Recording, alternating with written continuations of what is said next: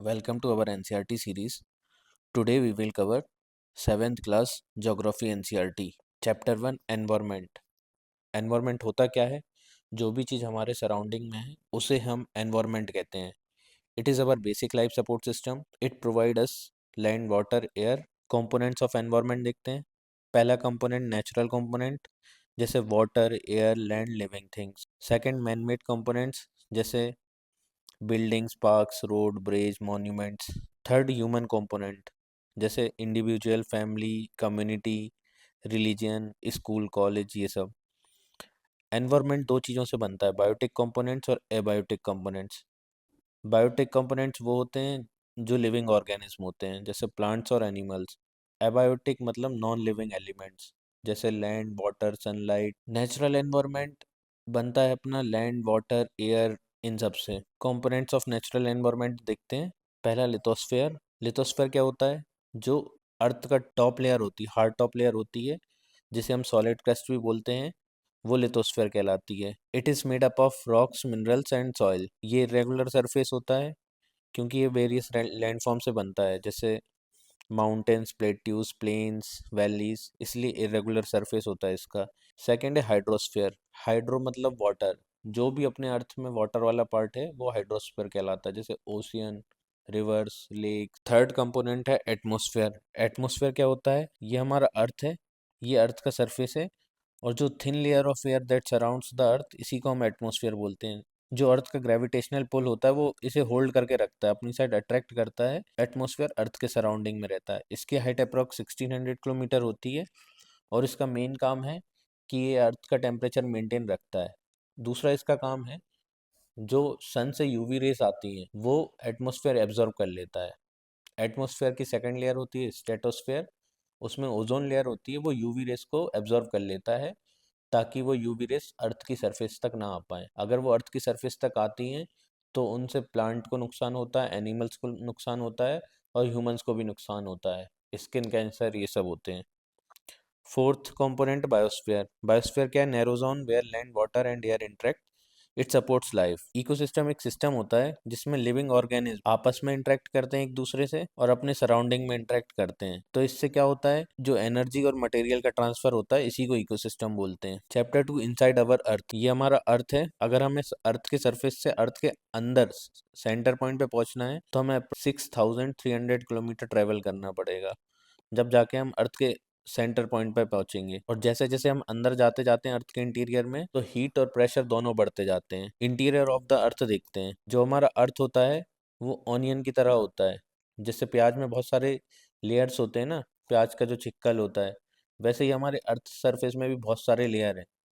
इसे mainly 3 layers में divide किया गया है: क्रस्ट, मेंटल, कोर. जो क्रस्ट है वो अपर मोस्ट लेयर होती है, सबसे थिनेस्ट लेयर है. इसे दो पार्ट में डिवाइड करते हैं: ओशियन ओशियनिक क्रस्ट और कॉन्टिनेंटल क्रस्ट. जो कॉन्टिनेंटल क्रस्ट रहती है उसकी थिकनेस अप्रोक्स 35 किलोमीटर होती है, और जो ओशियनिक क्रस्ट रहती है उसकी थिकनेस अप्रोक्स 5 किलोमीटर होती है. जो कॉन्टिनेंटल क्रस्ट है वो सिलिका और एल्यूमिनियम से बना रहता है, इसलिए इसे शॉर्ट में सियाल बोलते हैं. और जो ओशियनिक क्रस्ट है वो सिलिका और मैग्नीशियम से बनता है, तो इसे हम सीमा बोलते हैं. कॉन्टिनेंटल क्रस्ट की डेंसिटी कम होती है और ओशियनिक क्रस्ट की डेंसिटी ज़्यादा होती है. जो मेंटल है उसकी डेप्थ अप्रॉक्स 2900 किलोमीटर होती है, और जो कोर है उसकी उसकी रेडियस अप्रॉक्स 3500 किलोमीटर होती है. ये इनर मोस्ट लेयर है और इसका टेम्परेचर और प्रेशर बहुत हाई होता है, और ये बनती है निकल और आयरन से, इसलिए इसे शॉर्ट में नाइफ बोलते हैं. वॉल्यूम वाइज देखें, मतलब वजन वाइज देखें, तो जो क्रस्ट है वो सिर्फ 1% बनाती है ऑफ द अर्थ. मेंटल 84% बनाती है और कोर 15% बनाती है. ये अर्थ की रेडियस है 6371 किलोमीटर. अब रॉक्स और मिनरल्स देखते हैं. जो मिनरल्स रहते हैं ना, बहुत सारे मिनरल्स मिल मिल के रॉक बनाते हैं. टाइप्स ऑफ रॉक्स देखते हैं. रॉक्स मेनली 3 टाइप के होते हैं: इग्नियस रॉक्स, सेडिमेंट्री रॉक्स और मेटामॉर्फिक रॉक्स. इग्नियस रॉक्स दिखते हैं कैसे बनते हैं. जो अर्थ के अंदर मोल्टन मैग्मा रहता है वो अर्थ सरफेस पे आने की कोशिश करता है, तो जैसे जैसे वो ऊपर आता है तो वो धीरे धीरे ठंडा होता जाता है, कूल डाउन होता जाता है, तो उसी से इग्नियस रॉक बनते हैं. इग्नियस रॉक को हम प्राइमरी रॉक्स बोलते हैं. जो इग्नियस रॉक है वो मेनली दो पार्ट्स में डिवाइड होता है: इंट्रूसिव इग्नियस रॉक और एक्सट्रूसिव इग्नियस रॉक. जो इग्नियस रॉक अर्थ के इंटीरियर में बनते हैं उसको इंट्रूसिव बोलते हैं, और जो बाहर बनते हैं उसको एक्सट्रूसिव बोलते हैं। Intrusive igneous rock cools inside the earth surface और एक्सट्रूसिव आउटसाइड में होता है। इंट्रूसिव का एग्जांपल ग्रेनाइट है और एक्सट्रूसिव का एग्जांपल बसाल्ट है। जो अपना डेक्कन लावा प्लेट्यू है ना इंडिया का, वो बसाल्ट रॉक से ही बना हुआ है।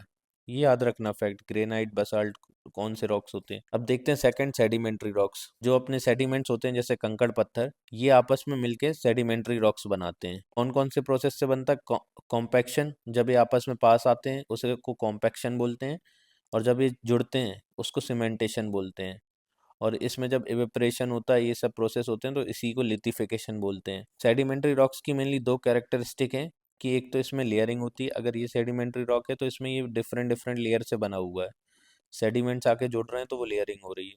और दूसरा, इसमें फॉसिल्स भी मिलती हैं, जैसे प्लांट्स और ह्यूमंस की जो रिमेन्स होती है ना डेड बॉडी की, तो वो भी इसमें मिलती हैं सेडिमेंट्री रॉक में, फॉसिल्स। तो ये इंपॉर्टेंट कैरेक्टरिस्टिक्स है। इसके एग्जांपल देखो, सैंडस्टोन, लाइमस्टोन, शेल, कोल, कॉन्ग्लोमेरेट, रॉक सॉल्ट। तीसरे रॉक्स होते हैं मेटामॉर्फिक रॉक। तो जो हमारे इग्नियस रॉक और सेडिमेंट्री रॉक्स रहते हैं ना, जब वो हाई टेम्परेचर और हाई प्रेशर मिलता है तो वो मेटामॉर्फिक रॉक में कन्वर्ट हो जाते हैं। इसके एग्जांपल है स्लेट, शिस्ट, फाइलाइट, नीस, मार्वल, क्वार्ट्जाइट। ये याद रखना, ये हमारी रॉक साइकिल होती है। जो रॉक्स है ना आपस में फॉर्म चेंज करते रहते हैं। चैप्टर 3, अवर चेंजिंग अर्थ। जो अर्थ की अपर सॉलिड लेयर होती है वो लिथोस्फेयर होती है। जो लिथोस्फेयर रहती है वो डिफरेंट डिफरेंट प्लेट्स में डिवाइड है। ये मान लो लिथोस्फेयर है ना, तो ये सिंगल लेयर नहीं है, ये डिफरेंट डिफरेंट प्लेट्स में डिवाइड है, ऐसे स्लैब्स में। तो इसी को लिथोस्फेरिक प्लेट्स बोलते हैं। और ये प्लेट्स धीरे धीरे मूव कर रही हैं, ये प्लेट्स धीरे धीरे मूव कर रही हैं। तो मूवमेंट का ये कारण है, जो अर्थ के इंटीरियर में मोल्टा मैग्मा है वो मूव कर रहा है सर्कुलर मैनर में, तो इसी के कारण ये प्लेट्स भी मूवमेंट करती हैं। और जब ये प्लेट्स में मूवमेंट होता है तो अर्थ के सरफेस में भी चेंजेस आते हैं। जो अर्थ का मूवमेंट होता है वो मेनली डिवाइडेड होता है कि कौन सी फोर्स मूवमेंट करा रही हैं। मेनली दो फोर्स मूवमेंट कराती हैं। एंडोजेनिक फोर्सेस, जो अर्थ के इंटीरियर में काम करती हैं। एंडो मतलब इंटीरियर, अंदर। और एक्सोजेनिक मतलब जो अर्थ सरफेस पे काम कर रही हैं। एंडोजेनिक फोर्सेस दो टाइप की होती हैं, सडन फोर्सेस और डायस्ट्रोफिक फोर्सेस। सडन फोर्सेस जैसे जो एकदम से चेंजेस ला देती हैं, अर्थ को एक वॉल्केनो, लैंडस्लाइड। डायस्ट्रोफिक मतलब जो स्लोली चेंजेस लाती हैं, जैसे माउंटेन बिल्ड हो रहा है तो वो स्लोली हो रही है। जैसे माउंटेन बिल्डिंग में टेंसाइल, कंप्रेशन, ये फोर्स काम करती हैं। एक्सोजेनिक फोर्सेस मतलब डिपोजिशन और इरोजन। किसी भी चीज़ का पहले इरोजन होता है, फिर ट्रांसपोर्टेशन होता है, फिर डिपोजिशन होता है। वेदरिंग प्लस इरोजन, फिर होता है ट्रांसपोर्टेशन, फिर होता है डिपोजिशन। तो ऐसे लैंड फॉर्म्स बनते हैं। ये काम मेनली रिवर, विंड, सी वेव्स और वॉल्केनोस क्या होते हैं। वॉल्केनो होते हैं जो अर्थ के अंदर मॉल्टन मैग्मा होता है, वो एक बेंट मतलब पाइप के थ्रू बाहर आता है। जब मैग्मा अर्थ सरफेस पे आ जाता है तो उसे हम लावा बोलते हैं, और ये जो जिस पाइप से आता है उसे हम वेंट बोलते हैं। इसी प्रोसेस में क्या होता है, जो अंदर से गैसेस भी और एशेस भी रिलीज होती हैं वॉल्केनो के साथ। ये वॉल्केनो को ऊपर वाला पार्ट को हम क्रेटर बोलते हैं, क्योंकि ये वॉल्केनोस क्या होते हैं, is a vent in the earth crust through which molten material erupts on the earth surface suddenly. अब अर्थ को एक देखते हैं। जो लिथोस्फेरिक प्लेट्स का मूवमेंट होता है उसी के कारण वाइब्रेशन कॉज होता है अर्थ के सरफेस पे और इंटीरियर में। इसी वाइब्रेशन को हम अर्थक्वेक बोलते हैं। मतलब जो अर्थ के इंटीरियर से एनर्जी रिलीज हो रही है सरफेस पे, उसी को हम अर्थक्वेक बोलते हैं। जो अर्थक्वेक वेव्स और या सीस्मिक वेव्स हैं, इसे अपन मेजर करते हैं कैसे, सीस्मोग्राफ से। जहाँ इंटीरियर, जहाँ सीस्मिक वेव्स का ओरिजिन हो रहा है उसको अपन फोकस पॉइंट बोलते हैं, और उसी के जो ऊपर वाला सरफेस रहता है उसको हम एपिसेंटर बोलते हैं। जो अर्थ सरफेस पे पॉइंट रहता है ना फोकस के जस्ट ऊपर, उसी को हम एपिसेंटर बोलते हैं। अर्थक्वेक को हम दो तरीके से मेजर करते हैं। पहला, उसका मैग्नीट्यूड मेजर करते हैं। मैग्नीट्यूड मतलब कितने एनर्जी का अर्थक्वेक है, इसे हम मेजर करते हैं मूवमेंट मैग्नीट्यूड स्केल से या रिचर स्केल से। दूसरा, अर्थ की इंटेंसिटी मेजर करते हैं। इंटेंसिटी मतलब इम्पैक्ट, क्या क्या तबाही, कितनी तबाही मचाई, उसको हम मेजर करते हैं मर्कली स्केल से या मॉडिफाइड मर्कली इंटेंसिटी स्केल से। एक कॉन्सेप्ट होता है अर्थक्वेक जोन, ये 4-5 साल से न्यूज़ में है। अर्थक्वेक जोन क्या होता है, जब लो मैग्नीट्यूड के अर्थक्वेक बहुत लंबे पीरियड तक, जैसे मान लो 1-2 महीने तक एक जगह पे आते हैं लोकलाइज्ड एरिया में, तो उसको अर्थक्वेक जोन बोलते हैं। अब देखते हैं मेजर लैंडफॉर्म्स जो वेदरिंग और इरोजन के कारण होते हैं। जैसे माउंटेन है, माउंटेन में वेदरिंग और इरोजन का प्रोसेस होता है। वेदरिंग मतलब क्या होता है, जो भी कोई रॉक है अगर वो टूट रहा है बीच में से, उसको हम वेदरिंग बोलते हैं। और इरोजन मतलब जो रॉक है वो साइड से जब घिसता है तो उसको हम इरोजन बोलते हैं। देखो कोई भी लैंडफॉर्म है, जैसे माउंटेन हो गया, उसमें वेदरिंग और इरोजन होता है। इरोजन फिर यही मटेरियल ट्रांसपोर्ट होता है और यही कहीं ना कहीं डिपॉजिट होता है। जब डिपॉजिट होता है तो लैंडफॉर्म क्रिएट करता है। जैसे रिवर्स क्या लैंडफॉर्म क्रिएट करती है। रिवर जब रिवर फ्लो होती है ना, तो वो 3 स्टेजेस में फ्लो होती है। पहली होती है उसकी यूथफुल स्टेज, सेकंड होती है मैच्योर स्टेज और थर्ड होती है ओल्ड स्टेज। एक होता है कैरिंग कैपेसिटी का concept, load carrying capacity of river, मतलब अर्थ अपने साथ कितना सेडिमेंट लेके चल सकती है। जब रिवर यूथफुल स्टेज में होती है ना, तो उसकी कैरिंग कैपेसिटी मैक्सिमम रहती है, स्पीड भी हाई रहती है, एनर्जी भी बहुत हाई रहती है यूथफुल स्टेज में। तो इसलिए ये वी शेप्ड वैली बनाती है, वाटरफॉल्स बनाती है और जॉर्ज बनाती है। मैच्योर स्टेज में क्या होता है, इसकी कैरिंग कैपेसिटी मीडियम रहती है और एनर्जी भी इसमें मीडियम रहती है, स्पीड भी मीडियम रहती है। तो ये मिएंडर्स बनाती है, फ्लड प्लेन्स बनाती है, ऑक्सबो लेक बनाती है। मिएंडर्स क्या होते हैं, जब रिवर ऐसे फ्लो करती है तो उसको मिएंडर्स बोलते हैं। धीरे धीरे क्या होता है टाइम के साथ कि यहाँ डिपोजिशन चालू हो जाता है रिवर्स के साथ, और इसी डिपोजिशन के कारण क्या होता है कि ये जो पार्ट है ये कट जाता है रिवर का, और धीरे धीरे ये लेक बन जाता है, तो इसी को ऑक्सबो लेक बोलते हैं। और जो रिवर्स का साइड वाला पार्ट होता है, यहाँ पे एक नेचुरल वॉल सी बन जाती है, आपने देखा होगा रिवर के साइड में, इसको हम लेवीज बोलते हैं। और जो रिवर्स के आजू बाजू वाला एरिया है, जहाँ पे कभी कभी ओवरफ्लो में पानी चला जाता है, उसको हम फ्लड प्लेन बोलते हैं। ओल्ड स्टेज में क्या होता है, रिवर्स की उनकी कैरी कैपेसिटी बहुत कम हो जाती है, जो वो लोड को लेके चलती है ना, क्योंकि इसलिए रिवर डिफरेंट डिफरेंट डिस्ट्रीब्यूटरीज में डिवाइड हो जाती है ऐसे करके। जी बिल्कुल, लास्ट ओल्ड स्टेज में। और ये डिस्ट्रीब्यूटरीज क्या करती हैं, जो भी अपना सेडिमेंट साथ लेके चलती हैं वो यहाँ पे डिपोजिशन करने लगती हैं आजू बाजू ऐसे। तो फिर क्या होता है, ये डेल्टा बन जाता है पूरा डिपोजिशन से, इसी को डेल्टास बोलते हैं। और एस्चुरीज भी ऐसे ही बनती है, बस थोड़ा कुछ डिफरेंस रहता है, वो आगे वाली क्लास में देखेंगे। जैसे डेल्टास का एग्जाम्पल है सुंदरबन डेल्टास, और जो नर्मदा रिवर है वो एस्चुरीज बनाती है। वर्क ऑफ अ सी देखते हैं, सी के कारण इरोजन और डिपोजिशन होता है कोस्टल एरिया में। अगर देखो सी का वाटर, ये मान लो पत्थर है, अगर एक ही साइड फ्लो हो रहा है तो वो सी केप बनाती है। जब ये विथ टाइम क्या होता है, ये सी वाटर है ना, आर पार होने लगता है क्रॉस, तो इसको सी आर्च बोलते हैं। मतलब अभी सीलिंग है, बस ये पानी क्रॉस होने लगा। जब ये वॉल भी नहीं बचती ना, सीलिंग भी नहीं बचती ना, तो इसको बोलते हैं stock. Work of a glaciers बोलते हैं। ग्लेशियर्स दोनों टाइप के लैंडफॉर्म्स बनाती हैं, इरोजन और डिपोजिशन। जो इरोजन वाले लैंडफॉर्म है ना, वो ये हैं, U shaped valley, rivers V shaped बनाती हैं, glacier U shaped. Cirque cirque arete, horn, hanging wall, सिर्फ इनके नाम याद रखो और एक बार इमेज देख लो। दूसरे डिपोजिशन लैंडफॉर्म्स क्या बनाती हैं, moraines, drumlin, esker, outwash plain, kettle hole. ऐसे ही विंड्स भी जो हैं वो दोनों लैंडफॉर्म बनाती हैं, इरोजन और डिपोजिशन। विंड्स जो एरिड प्लेस है ना डेजर्ट रीजन में, वो कैसे लैंडफॉर्म्स बनाती हैं, जैसे जो इरोजन लैंडफॉर्म बनाती हैं, यार्डंग्स, मशरूम रॉक्स, ज्यूजेंस, इंसलबर्ग। और जो डिपोजिशंस में बनाती हैं, सैंड ड्यून्स, जैसे जो हमारे राजस्थान जैसलमेर में लोएस। अगर ये सैंड डिपोजिशन बहुत लार्ज एरिया में होता है, इसको लोएस बोलते हैं। इसका बेस्ट एग्जांपल है चाइना में। और तीसरा बनाती इर्ग्स, जो सैंड की फील्ड्स रहती है ना, उसको इर्ग्स बोलते हैं। देखते हैं चैप्टर 4, ये बहुत इंपॉर्टेंट चैप्टर है। हमने देखा था कि एटमॉस्फेयर क्या होता है। एटमॉस्फेयर होता है huge blanket of air that's around the earth surface, उसी को हम एटमॉस्फेयर बोलते हैं। एटमॉस्फेयर के मेन दो काम हैं। पहला तो ये अर्थ का टेम्परेचर मेंटेन रखता है, ना ज़्यादा गर्मी ना ज़्यादा ठंडी। दूसरा काम है कि ये हमें सन की यूवी रेस से बचाता है। जो सन से यूवी रेस रिलीज होती है वो अर्थ के सरफेस पे नहीं आने देता। कंपोजिशन ऑफ द एटमॉस्फेयर देखते हैं। एटमॉस्फेयर मेनली नाइट्रोजन और ऑक्सीजन से बना है। नाइट्रोजन 78%। जो नाइट्रोजन है वो यूज़फुल रहती है प्लांट ग्रोथ में, बट प्लांट एटमॉस्फेयर से नाइट्रोजन डायरेक्टली नहीं ले पाते। उसके लिए जो सॉइल्स में कुछ कुछ बैक्टीरिया रहते हैं, वो नाइट्रोजन को कन्वर्ट करते हैं। तो हमारे यहाँ की सारी सॉइल्स हैं वो नाइट्रोजन डेफिसिट है, इसलिए तो हम जो फर्टिलाइज़र यूज़ करते हैं उसमें नाइट्रोजन रहता है।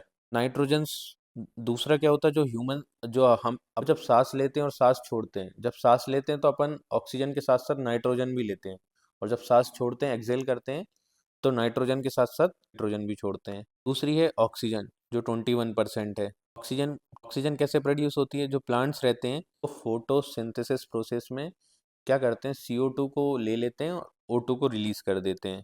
थर्ड नंबर पे आती है आर्गन जो 0.93% है। फोर्थ नंबर पे आती है कार्बन डाइऑक्साइड, ये इंपॉर्टेंट है। एक इसका कंपोजिशन है 0.03%। ये इंपॉर्टेंट ग्रीन हाउस गैस है। ग्रीन हाउस गैस कैसे हुई, मतलब जो अर्थ से रेडिएशन जाता है, जो अर्थ सरफेस से रेडिएशन जाता है वो एटमॉस्फेयर एब्जॉर्ब कर लेता है with the help of carbon dioxide. जैसे ये अर्थ सरफेस है, ये जो सन की रेज आती हैं इसको अपन बोलते हैं इंसुलेशन,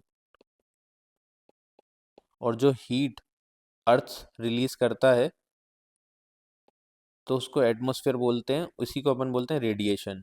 जो कार्बन डाइऑक्साइड है वो इम्पोर्टेंट ग्रीन हाउस गैस है। कैसे गैस है, क्योंकि वो अर्थ का जो रेडिएशन है उसको एब्जॉर्ब कर लेती है, इसलिए अर्थ का टेम्परेचर मेंटेन रहता है। पहले होता क्या था, जितना ह्यूमंस और एनिमल CO2 रिलीज करते थे उतना प्लांट्स यूज़ कर लेते थे CO2 ऑक्सीजन बनाने के लिए। बट अब क्या हो रहा है, जब से इंडस्ट्रियल रिवॉल्यूशन फॉसिल फ्यूल का यूज़ बढ़ा है, तब से ये हो रहा है कि CO2 का अमाउंट एटमॉस्फेयर में बढ़ता जा रहा है, और अपन डिफॉरेस्टेशन भी कर रहे हैं, तो उसके कारण यहाँ इम्बैलेंस हो रहा है CO2 और O2 का, मतलब तो यहाँ पे इम्बैलेंस क्रिएट हो रहा है। अगर देखो एटमॉस्फेयर में कार्बन डाइऑक्साइड का अमाउंट बढ़ता है तो उससे अर्थ की जो रेडिएशन है, जो अर्थ का रेडिएशन है वो भी अपन एटमॉस्फेयर में बढ़ेगा। रेडिएशन बढ़ेगा तो हीटिंग होगी, इसलिए ग्लोबल वार्मिंग हो रही है। ग्लोबल वार्मिंग के कारण क्या होता है, जो आइस और स्नो है वो मेल्ट होते हैं। अब वो पानी कहाँ जाता है, सी में जाता है, तो सी लेवल राइज हो रहा है। उसके कारण क्या हो रहा है कि जो कोस्टल एरिया सबमर्ज हो रहे हैं, और CO2 अमाउंट बढ़ रहा है, तो उससे ग्रीन हाउस गैस इफेक्ट भी बढ़ रहा है, इसलिए वेदर और क्लाइमेट में चेंज हो रहा है। Structure of atmosphere. Atmosphere 5 layer से बनता है। जैसे जैसे हम ऊपर हाइट में जाते हैं एटमॉस्फेयर में, तो डेंसिटी ऑफ एयर कम होती जाती है। डेंसिटी ऑफ एयर कम होती जाती है। जो डेंसिटी ऑफ एयर, जिसे हम एयर प्रेशर भी बोलते हैं, वो मैक्सिमम रहता है सी लेवल पे। अब ये देखो, जो 5 लेयर्स होती हैं अर्थ की, वो होती हैं, अर्थ की 5 लेयर्स ये होती हैं: troposphere, stratosphere, mesosphere, thermosphere, exosphere. जो ट्रोपोस्फेयर है वो 13 किलोमीटर तक रहती है, और जो जितने भी वेदर फिनोमिनास हैं, जैसे रेनफॉल हो गई, क्लाउड्स हो गए, क्लाउड्स फॉर्मेशन, ये सब ट्रोपोस्फेयर में ही होते हैं। जैसे जैसे अपन ट्रोपोस्फेयर में ऊपर जाते हैं टेम्परेचर कम होता जाता है। सेकेंड लेयर होती है स्ट्रेटोस्फेयर, ये 50 किलोमीटर तक रहती है। जो ओजोन लेयर है वो यहीं पे रहती है, वेदर फिनोमेना नहीं होती, और ये क्लाउड फ्री है, इसलिए यहाँ एयरप्लेन्स भी उड़ती हैं इसी लेयर में, स्ट्रेटोस्फेयर में। इसमें क्या होता है, जैसे जैसे हम ऊपर जाते हैं विथ हाइट टेम्परेचर बढ़ता है। रीज़न ये है क्योंकि इसमें ओजोन लेयर है, वो UV रेस को एब्जॉर्ब करती है, इस कारण से टेम्परेचर बढ़ता है। थर्ड लेयर है मेसोस्फेयर, इसमें विथ हाइट टेम्परेचर कम होता है। जो मीटेरॉइड्स होते हैं स्पेस से आते हैं, वो यहीं पे बर्न होते हैं। जो हाइट रहती है वो 50 to 80 किलोमीटर्स रहती है। फोर्थ लेयर है थर्मोस्फेयर, जो रेडियो ट्रांसमिशन होते हैं, जो हम रेडियो सिग्नल्स रिसीव करते हैं अर्थ सरफेस पे, वो इसी लेयर से होते हैं। आयोनोस्फेयर इसका पार्ट है, और इसकी हाइट 80 to 400 किलोमीटर होती है। फिफ्थ लेयर है एक्सोस्फेयर, ये सबसे लाइटेस्ट लेयर है, इसमें एयर प्रेशर बहुत मिनिमम रहता है। और एक्सोस्फेयर ही है जो अर्थ के एटमॉस्फेयर को स्पेस से जोड़ती है। ये देखते हैं वेदर और क्लाइमेट में डिफरेंस क्या है। जो हमारा डे टू डे या R to R कंडीशन होती है एटमॉस्फेयर की, वो होती है वेदर। जैसे आज सुबह का टेम्परेचर कुछ और है, शाम का कुछ और है, रात का कुछ और है, तो ये वेदर है। क्लाइमेट होता है जब आप किसी भी प्लेस का 25 से 30 साल का वहाँ का वेदर का एवरेज निकालते हो, तो वो क्लाइमेट कहलाता है, लॉन्गर पीरियड। टेम्परेचर देखते हैं, टेम्परेचर क्या होता है, डिग्री ऑफ हॉटनेस और कोल्डनेस ऑफ द एयर, इसी को हम टेम्परेचर बोलते हैं। जो मैक्सिमम टेम्परेचर रहता है वो दिन का, वो सनसेट के जस्ट पहले का रहता है, क्योंकि इस टाइम मैक्सिमम इंसोलेशन हो चुका है अर्थ पे। और जो मिनिमम टेम्परेचर रहता है जस्ट बिफोर सनराइज रहता है, क्योंकि यहाँ मैक्सिमम रेडिएशन हो चुका है, अर्थ सरफेस से मैक्सिमम हीट रिलीज हो चुकी है। इसलिए मिनिमम टेम्परेचर रहता है सनराइज से पहले का। इंसुलेशन होता है वो इन्फ्लुएंस करता है डिस्ट्रीब्यूशन ऑफ टेम्परेचर को। जैसे जहाँ जहाँ इंसुलेशन ज़्यादा है वहाँ टेम्परेचर ज़्यादा होगा, जहाँ इंसुलेशन कम है वहाँ टेम्परेचर कम होगा। इंसुलेशन क्या होता है? जो incoming solar energy intercepted by the earth, ये होती है इंसुलेशन। ये देखो ये इंपॉर्टेंट है। Amount of insolation decreases from equator towards pole, therefore temperature also decreases. Air pressure क्या होता है? Pressure exerted by the weight of the air on the earth surface. ये याद रखना, जो horizontal distribution of air pressure है वो influence होता है temperature of the air at that place. ये देखो ये इंपॉर्टेंट कॉन्सेप्ट है। एयर प्रेशर बहुत इंपॉर्टेंट टॉपिक है, इससे क्वेश्चन आते ही है हर साल। फॉर एग्जाम्पल कहीं का हाई टेम्परेचर है तो वहाँ क्या होगा, जो वहाँ की एयर है वो हीट हो जाएगी, और जो हीटेड एयर होती है ना वो राइज होती है, ऊपर ऊपर जाती है। जैसे यहाँ का टेम्परेचर हाई है तो यहाँ हवा ऊपर उठती जाएगी, और जैसे जैसे एयर ऊपर जाएगी एटमॉस्फेयर में, वैसे वैसे वो कूल होती जाएगी। तो जब एयर राइज हो जाती है तो वहाँ लो प्रेशर क्रिएट हो जाता है। ये याद रखना, जहाँ हाई टेम्परेचर रहता है वहाँ एयर हीट होती है और राइज हो जाती है, इसलिए वहाँ लो लो प्रेशर क्रिएट हो जाता है। लो प्रेशर एसोसिएटेड होता है काय से? क्लाउडी स्काई और वेट वेदर से। जो अपना इक्वेटर रहता है ना वहाँ पे हाई टेम्परेचर रहता है, इसलिए वहाँ एयर हीट हो जाती है और वहाँ राइज हो जाती है। इक्वेटर पे लो प्रेशर क्रिएट हो जाता है, इसलिए वहाँ क्लाउडी स्काइस और वेट वेदर रहता है। इसी कारण इक्वेटर पे डेली पानी गिरता है। ये वाला पैरा देखना आप।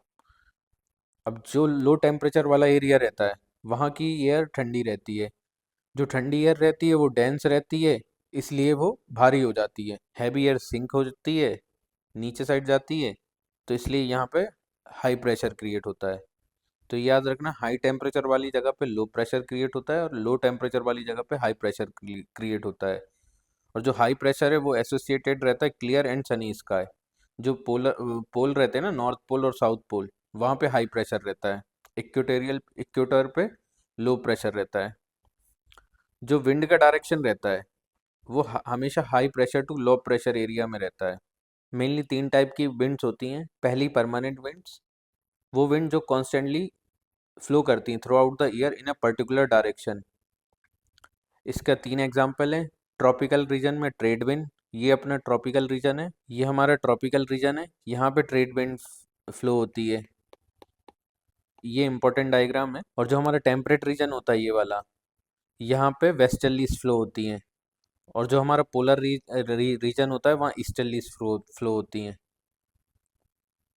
देखो ये डायग्राम है, ये डायग्राम इंपॉर्टेंट डायग्राम है। ये एयर प्रेशर और प्रेशर बेल्ट का है। हमने देखा था इक्वेटर पे लो प्रेशर क्रिएट होता है क्योंकि यहाँ पे मैक्सिमम इंसोलेशन रहता है, हाई टेम्परेचर रहता है, इसलिए लो प्रेशर। जो साउथ पोल और नॉर्थ पोल रहते हैं वहाँ पे लो टेम्परेचर रहता है, इसलिए यहाँ हाई प्रेशर रहता है।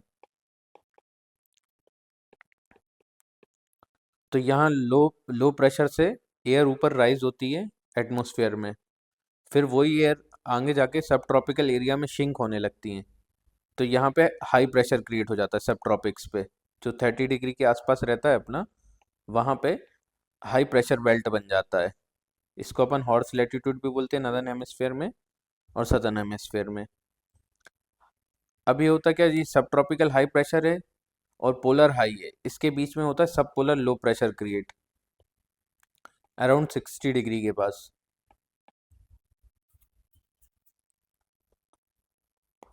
तो जो ट्रेड विंड है वो विंड्स देखा था high pressure to low pressure जाती हैं। तो ये विंड ऐसी जाती हैं high pressure to low pressure. But होता क्या है, अर्थ में कॉरियलिस फोर्स काम करती है। अर्थ में कॉरियलिस फोर्स काम करती है। हमें पता है अर्थ वेस्ट टू ईस्ट डायरेक्शन में रोटेट करता है।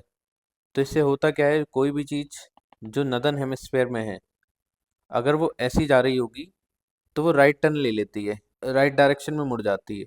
और जो भी चीज़ सदर्न हेमिस्फेयर में है वो लेफ्ट टर्न ले लेती है। ये क्लॉकवाइज नदर्न हेमिस्फेयर में और एंटी क्लॉकवाइज सदर्न हेमिस्फेयर में। तो यही कोरियलिस फोर्स है। मतलब जो अर्थ की रोटेशन के कारण नदर्न हेमिस्फेयर में कोई भी चीज़ जो राइट टर्न ले लेती है और सदर्न हेमिस्फेयर में लेफ्ट टर्न ले लेती है। अब जैसे ट्रेड विंड आ रही हैं सब tropical high pressure to equator में आ रही है, equator low pressure, high pressure to low pressure wind flow होती हैं। तो जब ये ट्रेड विंड ऐसे फ्लो करती हैं ऊपर से नीचे, तो ये राइट टर्न ले लेती हैं। और विंड का जो भी है नाम दिया जाता है वो उनकी डायरेक्शन के हिसाब से दिया जाता है, इसलिए इन्हें अपन बोलते हैं नॉर्थ ईस्ट ट्रेड विंड। और जब विंड्स सब ट्रॉपिकल हाई प्रेशर जो सदर्न हेमिस्फीयर में है उससे इक्वेटर साइड जाती हैं, तो ये लेफ्ट टर्न ले लेती हैं, इसलिए इनको बोलते हैं साउथ ईस्ट ट्रेड विंड्स। ऐसे ही जो वेस्टर्लीज हैं वो सब ट्रॉपिकल हाई प्रेशर से लेके सब पोलर लो प्रेशर की साइड जाती हैं, लेकिन कॉरियोलिस फोर्स के कारण राइट टर्न ले लेती हैं, इसलिए उन्हें वेस्टर्लीज बोलते हैं। वेस्ट की डायरेक्शन यहाँ से आ रही है इसलिए वेस्टर्लीज बोलते हैं। और जो ईस्टर्लीज हैं वो 90 डिग्री नॉर्थ, जो नॉर्थ पोल है वहाँ के हाई प्रेशर से सब पोलर लो प्रेशर की साइड आती हैं, लेकिन वो क्लॉकवाइज मुड़ जाती हैं, इसलिए उन्हें ईस्टर्लीज बोलते हैं क्योंकि वो ईस्ट डायरेक्शन से आ रही हैं। ये इम्पोर्टेंट कॉन्सेप्ट है, तो ये ध्यान में रखना। अब देखते हैं सीजनल विंड्स। सीजनल विंड्स वो होती हैं जो अपना डायरेक्शन चेंज कर लेती हैं सीजन के हिसाब से, जैसे मॉनसून विंड। वैसे मॉनसून विंड नॉर्मली ऐसे फ्लो करती है, जो इंडिया के सदर्न में है वो ऐसे फ्लो करती है। बट होता क्या है, जो मॉनसून पीरियड रहता है ना, मई जून जुलाई, तो यहाँ पे लो प्रेशर क्रिएट हो जाता है तिब्बत साइड, तो इसके कारण ये अपना डायरेक्शन चेंज कर लेती हैं और ऐसे आती हैं, इसलिए इन्हें मॉनसून विंड्स को अपन सीजनल विंड्स बोलते हैं। थर्ड होती हैं लोकल विंड्स। लोकल विंड्स क्या होती हैं, जो स्मॉल एरिया में फ्लो करती हैं in a particular period of the day और ईयर, इन्हीं को अपन बोलते हैं लोकल विंड्स। इसके एग्जांपल हैं सी ब्रीज, लैंड ब्रीज, लू, ये सब इसके एग्जांपल हैं। लू एग्जांपल है। जैसे वाटर की एक खासियत रहती है कि वाटर आराम से गर्म होता है और आराम से ठंडा होता है, और जो अपना लैंड है वो बहुत तेज गर्म होता है और बहुत तेज ठंडा होता है। तो दिन के टाइम पे क्या होता है, जो सनलाइट लैंड पे पड़ती है तो लैंड हीट हो जाता है। हीट होता है तो यहाँ पे लो प्रेशर क्रिएट हो जाता है, और सी में रहता है हाई प्रेशर। तो विंड ऐसे ट्रेवल करती हैं low high pressure to low pressure, इसलिए इन्हें अपन सी ब्रीज बोलते हैं। जो ब्रीज सी से लैंड पे जा रही है उन्हें सी ब्रीज बोलते हैं ड्यूरिंग डे टाइम, है ना। और रात में क्या होता है, हमारा लैंड एक जल्दी ठंडा हो जाता है, और जो सी है उसका टेम्परेचर मतलब रिलेटिवली सी जो है लैंड से ज़्यादा हॉट रहती है, गर्म रहती है। तो इसलिए यहाँ पे अपना रहता है लो प्रेशर सी पे रहता है और लैंड पे हाई प्रेशर क्रिएट हो जाता है। तो रात में जो लैंड ब्रीज है वो लैंड टू सी ट्रेवल करती है रात में, इसलिए उन्हें लैंड ब्रीज बोलते हैं। अब देखते हैं मॉइस्चर। वाटर है अर्थ पे, वो एवेपोरेट होता है, मतलब भाप बन के उड़ता है, तो वाटर वेपर में कन्वर्ट हो जाता है, ये हमें पता है। वाटर वेपर जब एयर में मिक्स होता है तो उसको हम ह्यूमिडिटी बोलते हैं। ह्यूमिडिटी क्या होती है, मॉइस्चर इन द एयर। जैसे जैसे एयर गर्म होती है वैसे ही उसकी कैपेसिटी बढ़ती जाती है वाटर वेपर को होल्ड करने की। As air gets heated, its capacity to hold water vapor increases. When water vapor rises, जैसे ही वाटर वेपर ऊपर राइज होता है वैसे ही उसमें कूलिंग चालू हो जाती है। कूलिंग से क्या होता है, धीरे धीरे फिर क्या होता है, वाटर कंडेंस होने लगता है, वाटर वेपर कंडेंस होने लगते हैं, इसी से वाटर ड्रॉपलेट्स बनते हैं। फिर धीरे धीरे क्या होता है कि ये ड्रॉपलेट्स बहुत हैवी हो जाते हैं और एयर को बहुत मुश्किल होती है इसी को होल्ड करने में, इसलिए प्रेसिपिटेशन होता है। जब प्रेसिपिटेशन लिक्विड फॉर्म में होता है उसे हम रेनफॉल बोलते हैं, और जब सॉलिड फॉर्म में होता है उसको हम स्नोफॉल बोलते हैं। रेनफॉल मेनली तीन टाइप्स की होती हैं। पहली होती है साइक्लोनिक रेनफॉल। जब वार्म एयर और कोल्ड एयर मिलती हैं तो वार्म एयर ऊपर उठ जाती है, कोल्ड एयर नीचे रहती है। अब वार्म एयर जब ऊपर जाती है तो कूल डाउन होने लगता है, कंडेंसेशन होने लगता है, क्लाउड्स बन जाते हैं और प्रेसिपिटेशन होने लगता है, इसको साइक्लोनिक रेनफॉल बोलते हैं। सेकेंड टाइप की होती है रिलीफ या ओरोग्राफिक रेनफॉल। जो विंड है, विंड मॉइस्चर लेके कैरी करती है, विंड अपने साथ मॉइस्चर लेके चलती है। तो जैसे ये माउंटेन पड़ा तो यहाँ पे विंड राइज होना चालू कर देगी। जब जैसे ही विंड राइज होगी यहाँ पे कूल होने लगेगी, यहाँ कंडेंसेशन होने लगेगा, क्लाउड फॉर्मेशन होगा और यहाँ पे रेनफॉल होने लगेगी। पहाड़ के इस साइड बारिश होगी और इस साइड बारिश नहीं होगी। थर्ड टाइप का होता है कन्वेंशनल रेनफॉल। जब गर्मियों में जैसे हाई टेम्परेचर रहता है यहाँ पे हाई टेम्परेचर पड़ रहा है तो यहाँ पे लो प्रेशर क्रिएट होगा, यहाँ एयर राइज करेगी और जैसे एयर राइज करेगी धीरे धीरे कूल डाउन होती जाएगी, यहाँ पे क्लाउड फॉर्मेशन होगा, कंडेंसेशन होगा, तो रेनफॉल होने लगेगी। Chapter 5 water. वाटर साइकिल होती है, ये वाटर है अपना अर्थ सरफेस पे, इसमें एवापोरेशन होगा सनलाइट के कारण, सन हीट के कारण एवापोरेशन होगा, फिर एयर कूल होने लगेगी, ये कंडेंसेशन होगा। कंडेंसेशन जब फिर कंडेंसेशन के बाद प्रेसिपिटेशन होगा, जब प्रेसिपिटेशन सॉलिड फॉर्म में होगा तो उसको स्नोफॉल बोलते हैं और लिक्विड फॉर्म में होगा तो उसको हम रेनफॉल बोलते हैं। फिर ये आएगा, ऐसे ही साइकिल चलती रहती है, इसको वाटर साइकिल बोलते हैं। ये देखो ये इंपॉर्टेंट है, डिस्ट्रीब्यूशन ऑफ वाटर। हमारे अर्थ में 71% वाटर है, लेकिन 71% में से जो 97% है, 97.3% वो ओशियंस में है वाटर, तो बचता कितना है 2.7%। जो 2.7% है उसमें 2% आइस कैप्स में ही है, जो ग्लेशियर्स हैं उन्हीं में है 2%। रेन जो फ्रेश वाटर है 2% अपना आइस कैप्स में ही है। फिर उसके बाद ग्राउंड वाटर में 0.68%, फिर फ्रेश वाटर लेक्स में 0.009%, फिर इनलैंड सीस एंड लेक्स में 0.009%, फिर एटमॉस्फेयर में 0.0019%, फिर रिवर्स में 0.0001%।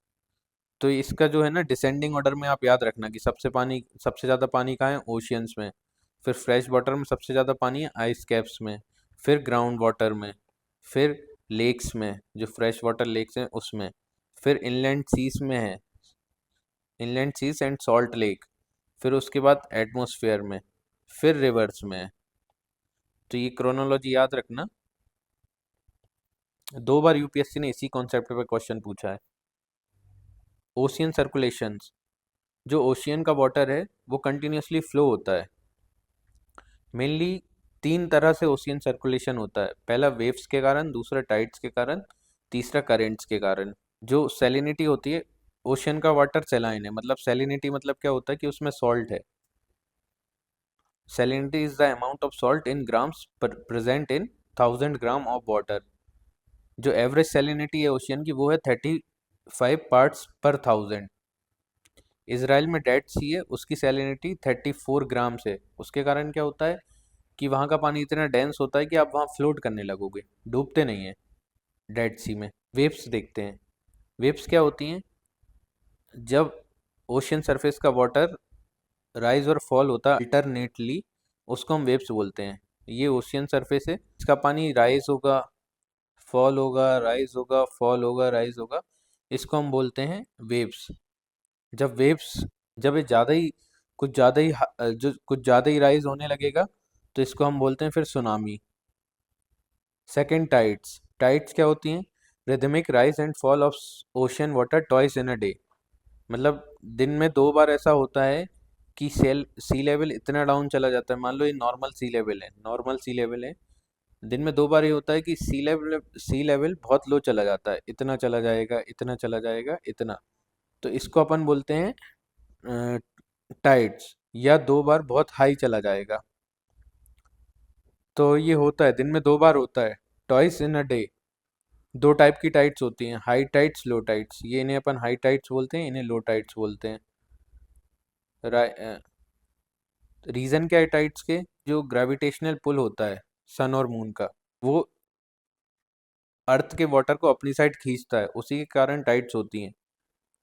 टाइड भी 2 टाइप की होती है, स्प्रिंग टाइड और नीप टाइड। नीप टाइड क्या होती है, ये पोजीशन से डिफाइंड होता है। जब मून की पोजीशन ये है, अर्थ की पोजीशन ये है और सन की पोजीशन ये है, जब ऐसे रहते हैं ना 90 डिग्री पे, तो तब नीप टाइड बनती है। और स्प्रिंग टाइड तब बनती है जब तीनों एक ही लाइन पे रहें, sun moon earth, sun moon earth. Full moon day के दिन क्या होता है, मून की पोजीशन बीच में रहती है और न्यू मून डे के दिन मून की पोजीशन यहाँ रहती है, तो इस दिन स्प्रिंग टाइड बनते हैं। थर्ड है ओशियन करेंट्स। ओशियन करेंट्स क्या होती हैं, जो ओशियन, जैसे ओशियन सरफेस है, ओशियन सरफेस पे रिवर की तरह ऐसे ये ओशियन करेंट्स फ्लो करती हैं। Is the stream of water flowing constantly in a definite direction. इसके 2 टाइप्स होते हैं, वार्म करंट और कोल्ड करंट। वार्म करंट वो होती हैं जिनका ओरिजिन इक्वेटर के पास हो और ये पोल्स की तरफ जाती हैं। कोल्ड करंट का ओरिजिन पोलर रीजन में रहता है और ये इक्वेटोरियल रीजन में जाती हैं। जिस भी एरिया में वार्म करंट और कोल्ड करंट मिलती हैं वहाँ पे फॉगी कंडीशन क्रिएट हो जाती है, और फॉगी कंडीशन के कारण ये होता है कि वहाँ पे न्यूट्रिशन वगैरह ज़्यादा बढ़ जाता है, इसलिए वहाँ पे फिशिंग के लिए वो बेस्ट जोन माने जाते हैं। फॉर एग्जांपल ये कनाडा की कोस्ट से लेब्राडोर को कोल्ड करंट आती है, और यहाँ नॉर्थ अमेरिका साइड से यूएसए साइड से गल्फ स्ट्रीम वार्म करंट जाती है और ये यहाँ पे मिलते हैं, तो यहाँ पे बेस्ट फिशिंग जोन है। और ऐसे ही जापान से होता है, जापान कोस्ट पे क्या है, कोल्ड करंट आती है ओयाशियो, ये मिलती है वार्म करंट कुरोशियो से, तो यहाँ पे बहुत अच्छे फिशिंग जोन बनते हैं। ये देखो करंट दी है ना, जो इक्वेटोरियल रीजन है जो यहाँ से ओरिजिन हो रही है वो कोल्ड वार्म करंट होती हैं, और जो पोलर से आ रही हैं वो होती हैं कोल्ड करंट। कई वार्म करंट क्या होती हैं, जैसे गल्फ स्ट्रीम और ये North Atlantic Drift European coast पे चली जाती है वार्म करंट, तो यहाँ पे वो जो आइस रहता है उसे मेल्ट करती हैं, इससे कोस्ट फ्री रहती हैं, और इसलिए ये सब पोर्ट्स बनाने में हेल्पफुल रहती हैं ट्रेडिंग के लिए। Chapter 6, natural vegetation and wild life. Growth of vegetation बहुत सारे फैक्टर्स पे डिपेंड करता है, उसमें से सबसे ज़्यादा इंपॉर्टेंट टेम्परेचर और मॉइस्चर है। मॉइस्चर मतलब रेनफॉल, उसके बाद स्लोप और thickness of the soil. Natural vegetation broadly 3 categories में डिवाइड होते हैं on the basis of temperature and moisture. पहला फॉरेस्ट, जहाँ टेम्परेचर और रेनफॉल अच्छी होगी वहाँ फॉरेस्ट का ग्रोथ होगा। जहाँ मॉडरेट टेम्परेचर और मॉडरेट रेनफॉल होगी वहाँ ग्रासलैंड का ग्रोथ होगा। जहाँ कम रेनफॉल होगी वहाँ श्रब्स का ग्रोथ होगा इन द ड्राई रीजन। अब देखते हैं टाइप्स ऑफ फॉरेस्ट। पहला ट्रॉपिकल एवरग्रीन फॉरेस्ट, इसको हम रेन फॉरेस्ट भी बोलते हैं, जो इक्वेटर के नियर रीजन है, ये इक्वेटर है और जो इसके पास रीजन है 10 डिग्री नॉर्थ और 10 डिग्री साउथ, यहाँ पे होते हैं ट्रॉपिकल एवरग्रीन फॉरेस्ट, जिन्हें हम रेन फॉरेस्ट भी बोलते हैं। ये हॉट रीजन होते हैं और हैवी रेनफॉल रिसीव होती है through out the year. Daily बारिश होती है यहाँ पे और अच्छी बारिश होती है, मोर देन 200 सेंटीमीटर रेनफॉल। ये फॉरेस्ट में जो ट्रीज रहते हैं ना, वो एक साथ अपनी लीव्स को शेड नहीं करते, मतलब लीव्स नहीं गिराते, इसलिए ये हमेशा एवरग्रीन रहते हैं, हमेशा हरे भरे दिखते हैं। यहाँ की थिक कैनोपीस रहती है ट्रीज की। कैनोपीस ये होती है, ये ट्री है ना, तो इसका ये जो पोर्शन होता है वो थिक होता है, कैनोपी ये कहलाती है। थिक थिक कैनोपी रहती है, इसलिए थिक कैनोपी रहती है और क्लोजली स्पेस ट्रीज रहते हैं, इसलिए जो सनलाइट रहती है ना, यहाँ पे अंदर नहीं जा पाती, नीचे ग्राउंड सरफेस तक नहीं जा पाती, इसलिए ट्रॉपिकल एवरग्रीन फॉरेस्ट में शेड टॉलरेंट प्लांट ग्रो होते हैं। यहाँ की जो ट्रीज रहते हैं उनकी हार्ड वुड होती है। इसके एग्जाम्पल हैं इबोनी, महागनी, रोजवुड। ये एग्जाम्पल देख लेना। Second type tropical deciduous forest. Deciduous मतलब जो अपनी लीव्स छोड़ते हैं, शेड करते हैं, इसको मॉनसून फॉरेस्ट भी बोलते हैं। ये कहाँ मिलते हैं, इंडिया, नॉर्थ ऑस्ट्रेलिया और सेंट्रल अमेरिका में। इनकी कैरेक्टरिस्टिक ये है कि ये जो ट्रीज है ना, इनमें सीजनल चेंजेस देखने को मिलते हैं अपने को। जैसे ड्राई सीजन में ये अपनी लीव्स को शेड कर देते हैं टू कंजर्व वाटर। इनकी भी बहुत हार्ड होती है। एग्जाम्पल देखो, साल, टीक, शीशम। यहाँ पे एनिमल्स मिलते हैं, टाइगर, लायंस, लंगूर, एलिफेंट्स और बहुत सारे। थर्ड टाइप है टेम्परेट एवरग्रीन फॉरेस्ट। टेम्परेट मतलब ये वाला रीजन जो ट्रॉपिक्स के ऊपर वाला होता है ना, टेम्परेट ठंडा वाला, टेम्परेट रीजन। ये मिलते हैं कहाँ पे, मिड लैटिट्यूडनल कोस्टल रीजन। जो मिड लैटिट्यूड रहते हैं ना, जैसे 30 डिग्री टू 60 डिग्री, वहाँ के कोस्टल रीजन में मिलते हैं, commonly along the eastern margins of the continent. जो कॉन्टिनेंट्स के ईस्टर्न मार्जिन रहती है वहाँ पे मिलते हैं, जैसे east USA, south China, south east Brazil. यहाँ की वुड हार्ड और सॉफ्ट होती है ट्रीज की। इसके एग्जाम्पल हैं ओक, पाइन, यूकेलिप्टस। फोर्थ है टेम्परेट डेसिडियस फॉरेस्ट। ये मिलते हैं mainly east USA, China, New Zealand, Chile and coastal region of the western Europe. Deciduous मतलब shed their leaves during dry season. इसका एग्जाम्पल है ओक, ऐश और beech. Fifth है Mediterranean vegetation. ये मिलते हैं जहाँ पे मेडिटेरियन क्लाइमेट मिलता है, जैसे north and north west margin of the continent around Mediterranean sea region in Europe, Asia, Africa. USA में मिलते हैं कैलिफोर्निया में, south west Africa, south west South America, south west Australia. Mediterranean climate की जो characteristic होती है वो ये इम्पोर्टेंट, कि यहाँ की जो समर रहती है वो हॉट ड्राई रहती है और विंटर माइल्ड रेनी होती है, मतलब ठंडों में बारिश होती है और गर्मी में हॉट ड्राई रहता है। यहाँ पे मेनली सिट्रस फ्रूट मिलते हैं, जैसे ग्रेप्स हो गए, फिग हो गए, ये सब। तो यहाँ पे वाइन वाइन के लिए फेमस होते हैं मेडिटेरियन रीजन। सिक्स्थ टाइप है कॉनिफेरस फॉरेस्ट, इसको हम टाइगा भी बोलते हैं। ये कहाँ मिलते हैं? High latitudes in northern hemisphere, 50 degree to 70 degree north, या हाई एल्टीट्यूड्स, ऊंची ऊंचे पहाड़ों पे मिलते हैं, जैसे हिमालयास हो गए, कश्मीर, लद्दाख, यहाँ पे। जैसे कश्मीर, हिमाचल प्रदेश, उत्तराखंड, सिक्किम। इनकी खासियत रहती है कि ये टॉल रहते हैं और सॉफ्ट वुड रहती है इनकी, एवरग्रीन भी रहते हैं। यहाँ पे सॉफ्ट वुड निकलती है, इनके ट्रीज की सॉफ्ट इनके ट्रीज की सॉफ्ट वुड रहती है। इसके एग्जाम्पल हैं chir, pine and cedar. Animals कौन कौन से मिलते हैं इस रीजन में? मिंक मिलता है, सिल्वर फॉक्स, पोलर बियर। अब देखते हैं ग्रासलैंड। ग्रासलैंड वहाँ मिलती है जहाँ मॉडरेट रेनफॉल होती है और मॉडरेट टेम्परेचर रहता है। ग्रासलैंड दो टाइप की रहती है डिस्ट्रीब्यूशन के हिसाब से, एक ट्रॉपिकल रीजन में ट्रॉपिकल ग्रासलैंड और टेम्परेट रीजन में टेम्परेट ग्रासलैंड। ट्रॉपिकल ग्रासलैंड देखते हैं कहाँ मिलती है, either side of the equator and extended till the tropics. तो यहाँ के रीजन में मॉडरेट टू लो रेनफॉल होती है। जो ये ट्रॉपिकल ग्रासलैंड रहती है वो बहुत लंबी ग्रो हो जाती है, 3 to 4 मीटर तक ग्रो होती है। इसके एग्जाम्पल है सवाना ग्रासलैंड अफ्रीका में, जहाँ पे एनिमल्स मिलते हैं जैसे deer, leopard, giraffe, zebras, elephant. और इंडिया में मिलती है बनी ग्रासलैंड गुजरात में। फिर देखते हैं टेम्परेट ग्रासलैंड। ये मिलती है कहाँ पे? मिड लैटिट्यूडनल जोन्स पे मिलती है, at interior part of the continent. Short होती है, न्यूट्रिशस होती है। यहाँ पे जो एनिमल्स मिलते हैं वो वाइल्ड बफेलोस, बाइजन और एंटीलोप्स होते हैं। फिर जो थर्ड टाइप ऑफ वेजिटेशन है वो है थॉर्नी बुशेस। ये मिलते हैं ड्राई डेजर्ट में। कहाँ पे? Mainly western margin of the continent. यहाँ पे वेजिटेशन कवर बहुत कम रहता है क्योंकि यहाँ पे रेनफॉल कम होती है और हीट बहुत पड़ती है। देखो ये कुछ नाम होते हैं, ट्रॉपिकल ग्रासलैंड के कुछ नाम होते हैं लोकल। ईस्ट अफ्रीका में उसे सबाना बोलते हैं, ब्राज़ील में कैंपोस बोलते हैं और वेनेजुला में लानोस बोलते हैं। ऐसे टेम्परेट ग्रासलैंड को डिफरेंट डिफरेंट नाम से बोलते हैं।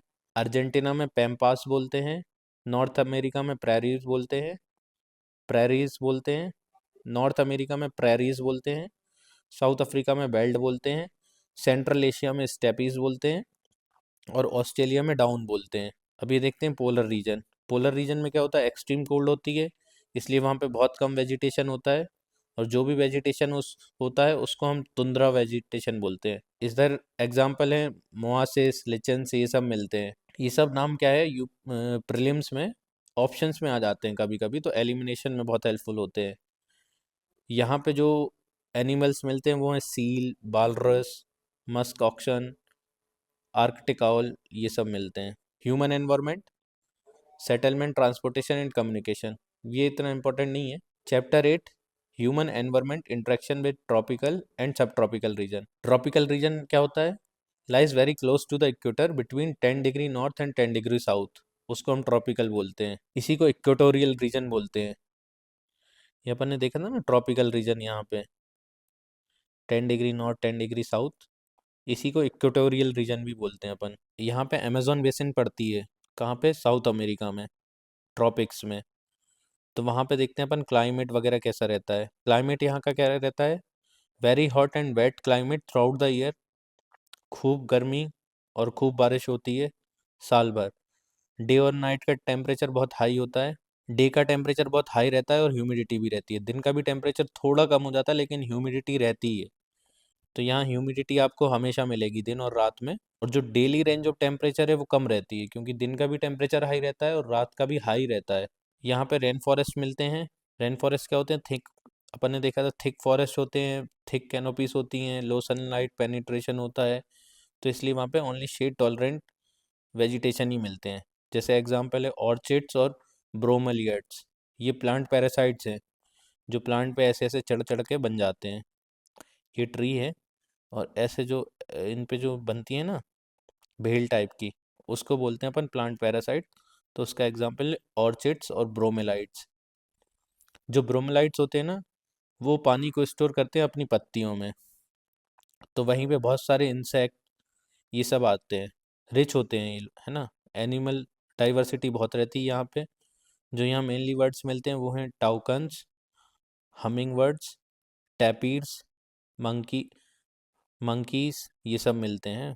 वर्ड्स में टाउकेंस और हमिंग बर्ड मिलते हैं, और रेप्टाइल्स और स्नेक की बहुत सारी वेराइटीज मिलती हैं, जैसे एनाकोंडा, बोआ। और जो फ्लोरा है, टेपियोका, पाइनएप्पल, स्वीट पोटैटो, मैनियोक, जिसे हम कसाबा भी बोलते हैं, ये सब मिलते हैं। यहाँ पे कॉफ़ी ग्रो होती है, मेज़ ग्रो होती है, कोकोआ जिससे चॉकलेट बनती है वो ग्रो होता है, और यहाँ के ट्रीज की हार्डवुड होती हैं। एग्जाम्पल अपन ने पहले ही देखे थे, इबोनी, महागनी। अब देखते हैं live in the Ganga Brahmaputra basin. Ganga Brahmaputra basin कहाँ पड़ती है? इंडिया में सब ट्रॉपिकल रीजन में। जो सब ट्रॉपिकल रीजन रहता है 10 डिग्री टू 30 डिग्री होता है, नॉर्थ और साउथ। नॉर्थ और साउथ 10 डिग्री टू 30 डिग्री। तो गंगा ब्रह्मपुत्र बेसिन कहाँ पड़ती है? हिमालयास, नदन प्लेन्स, जो इंडिया के नदन प्लेन्स हैं, सुंदरबन डेल्टा, ये सब बनते हैं। यहाँ पे ऑक्सबोलो भी बनते हैं। और जो यहाँ का क्लाइमेट है वो मॉनसून क्लाइमेट है। समर हॉट होती हैं, विंटर्स कूल होती हैं। फर्टाइल प्लेन एरियाज हैं, इसलिए एग्रीकल्चर में बहुत हेल्पफुल है। यहाँ पे मेनली पैडी, वीट, मेज, सोरगम, ग्राम, मिलेट्स, और कैश क्रॉप में जूट और शुगर केन ग्रो होते हैं। टी प्लांटेशन भी होता है अपना वेस्ट बंगाल और असम में। ब्रह्मपुत्र रीजन में थिक बैम्बू ग्रुप्स होते हैं, मतलब बैम्बूज बहुत होते हैं ब्रह्मपुत्र प्लेन में। यहाँ पे ट्रॉपिकल डेसिडियस ट्रीज मिलते हैं, जैसे साल, टीक, पीपल, शीशम। सिक्किम और अरुणाचल प्रदेश में कॉनिफेरस ट्रीज भी मिलते हैं। वाइल्ड लाइफ के लिए भी ये रिच एरिया है। यहाँ पे एलिफेंट्स मिलते हैं, वन हॉर्न राइनोस मिलते हैं, वन हॉर्न राइनोस मिलते हैं। मोस्टली आसाम में मिलते हैं ना, Kaziranga national park. Bengal tiger मिलते हैं, क्रोकोडाइल्स मिलते हैं। चंबल रिवर में घड़ियाल मिलते हैं, जो क्रोकोडाइल का ही एक वैरायटी है। यहाँ पे फिश की कुछ वैरायटी मिलती हैं, जैसे रोहू, कैटला, हिल्सा।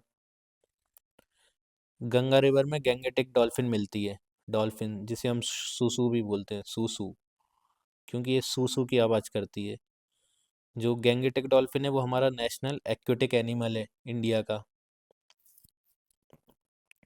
ये जो सूसू रहती है ना डॉल्फिन, ये ब्लाइंड रहती है, और ये इंडिकेटर रहती है रिवर का, कि रिवर में पॉल्यूशन कितना है, कैसा क्या है।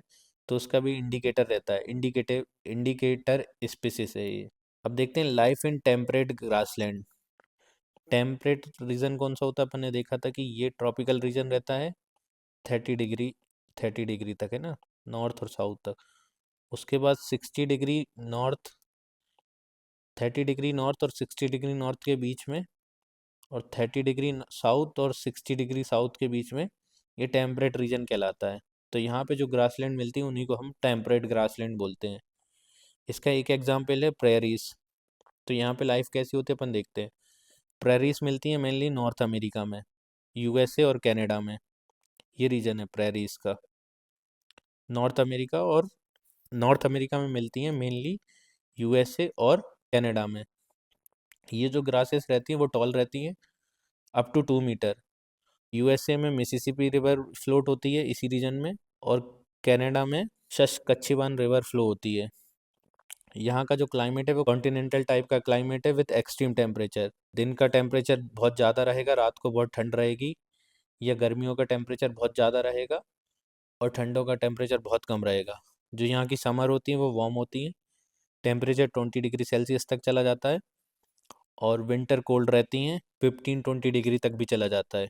रेनफॉल यहाँ मॉडरेट होती है, और यहाँ एक लोकल विंड होती है चिनुक, जो वार्म विंड होती है, जो ठंडों के टाइम चलती है। तो ये स्नो को मेल्ट करने में हेल्प होती है, इसको स्नो ईटर भी बोलते हैं। ये रीजन पता मेनली ट्री लेस है, यहाँ पे बहुत कम ट्रीज मिलते हैं, पर जहाँ जहाँ ट्रीज मिलते हैं वो कौन सी वैरायटी के मिलते हैं? वहाँ मिलते हैं विलोस, एल्डर्स, पोपलार्स, ये सब मिलते हैं। सॉइल यहाँ की फर्टाइल है, तो जो एग्रीकल्चर होता है उसमें मेनली मेज, पोटैटो, सोयाबीन, कॉटन, अल्फाल्फा और वीट। यहाँ पे वीट बहुत ग्रो होता है, इसलिए इसको बोलते हैं ग्रेनरीज ऑफ द वर्ल्ड भी बोलते हैं। डेयरी फार्मिंग भी होती है और कैटल रियरिंग भी होती है। फौना में यहाँ बाइसन मिलते हैं, कोयोट्स मिलते हैं, गोफर्स मिलते हैं। मिनरल यहाँ पे कोल और आयरन भी मिलता है। अब देखते हैं जो टेम्परेट ग्रासलैंड होती हैं साउथ अफ्रीका में, उसको अपन बेल्ट्स बोलते हैं। ये अच्छी हाइट के प्लेट्यू रीजन में मिलती हैं, 600 मीटर टू 1100 मीटर की हाइट पे। इस रीजन में जो रिवर फ्लो होती हैं उनका नाम ऑरेंज और लिम्पोपो है। ये है वेल्ड, यहाँ पे मिलती हैं साउथ अफ्रीका में। और यहाँ का जो क्लाइमेट है वो माइल्ड है, क्योंकि यहाँ पे ओशियंस का इन्फ्लुएंस रहता है, मेनली इंडियन ओशियन का इन्फ्लुएंस रहता है। जो यहाँ की समर है वो शॉर्ट रहती है और वार्म रहती है। जुलाई कोल्डेस्ट मंथ होता है। विंटर जो होती है वो कोल्ड और ड्राई होती है। रेनफॉल होती है mainly in the summer months from November to February. Southern hemisphere में है ना, तो सदर्न हेमिस्फेयर में नवंबर टू फेब्रवरी समर होती है। जो यहाँ का एरिया है वो फर्टाइल है, तो यहाँ इसलिए maize, wheat, barley, oat, potato, tobacco, cotton, sugarcane, ये सब ग्रो होती है। यहाँ पे एक शिप मिलती है, उसका नाम होता है मैरिनो शिप। यहाँ पे मिनरल्स बहुत मिलते हैं। फॉर एग्जांपल जोहानिसबर्ग को अपन बोलते हैं gold capital of the world, जो साउथ अफ्रीका में है। और किम्बरले डायमंड माइंस के लिए फेमस है। Chapter 10, life in a desert. Desert area की कुछ कैरेक्टरिस्टिक्स होती हैं, जैसे यहाँ पे बारिश बहुत कम होती है, लो रेनफॉल, इसलिए यहाँ पे वेजिटेशन बहुत कम है। और यहाँ का टेम्परेचर एक्सट्रीम होता है, मीन्स दिन का टेम्परेचर बहुत ज़्यादा रहता है, 50 डिग्री तक रहता है। और रात का टेम्परेचर माइनस में भी चला जाता है या 0 डिग्री तक रहता है रात का टेम्परेचर। इतना डिफरेंस होता है daily range of temperature. Desert two types की होती हैं, हॉट डेजर्ट और कोल्ड डेजर्ट। हॉट डेजर्ट जो गर्म एरिया में मिलती हैं, जैसे एग्जांपल सहारा डेजर्ट अफ्रीका की और थार डेजर्ट इंडिया की। दूसरी रहती हैं कोल्ड डेजर्ट, जो ठंडे एरिया में मिलती हैं, जैसे तिब्बत हो गई, लद्दाख हो गई, पोलर एरियाज, अंटार्कटिका, आर्कटिक। देखो सहारा सहारा डेजर्ट कितनी बड़ी है, वर्ल्ड की लार्जेस्ट डेजर्ट है। 8-10 कंट्रीज में फैलती है, अल्जीरिया, लीबिया, इजिप्ट, माली, नाइजर, सूडान, इन सब में। सहारा डेजर्ट देखते हैं। यहाँ का क्लाइमेट हॉट और ड्राई है और रेनफॉल बहुत कम होती है। डे टेम्परेचर 50 डिग्री तक चला जाता है और नाइट टेम्परेचर 0 डिग्री तक आ जाता है, फ्रीजिंग कोल्ड रहती है वहाँ पे। वेजिटेशन बहुत स्कार्स है, फिर भी यहाँ पे रेड ग्रासेस मिलती हैं, अकाशिया मिलती हैं, जो प्लांट की वैरायटी है अकासिया और मरूला, ये याद रखना मरूला। और डेजर्ट एरिया में क्या होता है, कहीं कहीं ओआसिस मिलती हैं। ओआसिस क्या होती हैं कि कहीं कहीं रीजन में बहुत ग्रीनरी टाइप की रहती है, तो इसको अपन ग्रीन आइलैंड बोल देते हैं। ओआसिस क्या होती हैं? Green island with palm plant surrounding it. तो जो डेजर्ट में ग्रीनरी रहती है ना, उसको अपन ओआसिस बोलते हैं। एनिमल्स कौन से मिलते हैं? चीता, लायंस, कुडू, लियोपार्ड्स। प्लांट्स में देखो कैक्टस, डेट पाम्स। अब देखते हैं कोल्ड डेजर्ट लद्दाख। लद्दाख कहाँ मिलता है? ट्रांस हिमालयाज में। ट्रांस हिमालयाज में 3 माउंटेन रेंज आते हैं, सबसे ऊपर काराकोरम, फिर लद्दाख, फिर जांस्कार। जो लद्दाख है उसका altitude approx 3000 metre to 8000 metre है। यहाँ का क्लाइमेट एक्सट्रीम कोल्ड और ड्राई है। जो यहाँ एटमॉस्फेयर है वहाँ थिन लेयर, एटमॉस्फेयर बहुत थिन है, थिन एयर मिलती है। तो इसलिए जो भी अगर मान लो सनलाइट पड़ रही है तो वो बहुत चुभती है। समर टेम्परेचर 0 डिग्री सेल्सियस और विंटर -30 डिग्री सेल्सियस तक पहुंच जाता है। रेनफॉल बहुत कम है, 10 सेंटीमीटर एनुअली अप्रॉक्स, क्योंकि ये रेन शेडो, हिमालयास का जो रेन शेडो है ना, वहाँ पे पड़ता है। ये हिमालयास है और ये लद्दाख है, तो यहाँ पे जो मॉनसून विंड्स आती है ना वो पहुँच ही नहीं पाती, तो इसको बोलते हैं रेन शेडो जोन। एरिडिटी बहुत है यहाँ पे और वेजिटेशन ना के बराबर है। फिर भी जो मिलता है उसमें विलोस और पोपलार्स मिलते हैं, पुई, robins, red redstarts, wild sheep मिलती हैं, यक मिलता है। और यहाँ का टिबेटन एंटीलोप है, चीरू, वो मिलता है। उससे वूल बनाते हैं, उस वूल को बोलते हैं अपन शहतोश। शैटोश। इस रीजन में बहुत सारी बुद्धिस्ट मोनेस्ट्रीज मिलती हैं, फॉर एग्जांपल हेमिस, लमायूरू, शे, थिकशे। अब ये देखो, ये जोजिला पास पड़ता है कश्मीर, कश्मीर और ले जाते हैं ना जब अपन बीच में, तो बीच में जोजिला पास पड़ता है। पास मतलब कि माउंटेन्स के बीच में स्पेस जिससे अपन क्रॉस करते हैं, तो उसको पास बोलते हैं, जोजिला। कहाँ पड़ता है? बिटवीन कश्मीर टू ले। अभी देखो, जब अपन मनाली से ले जाते हैं ना, तो बहुत सारे पासेस मिलते हैं, जैसे रोहतांगला, बारालाचाला, लुंगालाचाला, टंगलंगला। ये पासेस के नाम याद रखना, ये आ जाते हैं कभी कभी। So thank you, please subscribe this channel. और अगर कोई डाउट हो तो ये मेरा व्हाट्सएप नंबर है,